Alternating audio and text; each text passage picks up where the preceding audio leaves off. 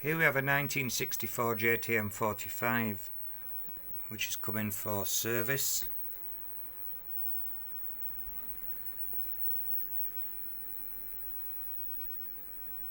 RS mains transformer, RS output transformer, and the 20 Henry RS choke.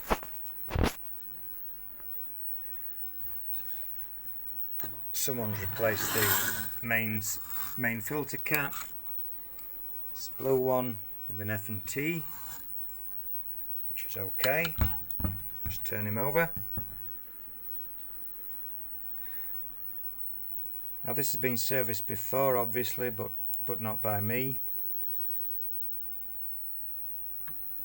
And this cap's been replaced. These weren't replaced, I've put those in. Now these are the originals which I've taken out. The RS 8 microfarad,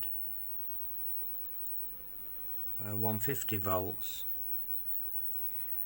Now I'm really surprised that the previous tech hadn't replaced these, because when they fail, the KT66s will run really hot, and that will threaten the output transformer. KT66s, especially the GEC, can be £500 or £600 for a pair, and these transformers you just can't find. And when they do pop up, they're £800 to £900. So for the sake of not replacing these two, it was endangering the whole amp, the value of the whole amp. The date codes on the Mullard Mustards are all 1964. This cathode bias cap for the first preamp tube's absolutely fine, low ESR, 250 microfarad, as is this filter cap.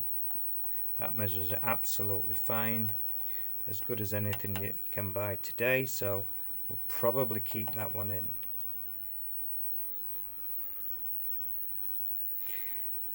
So we'll make another video whereas I power it up, and you can watch and see what the results are. Thanks for watching.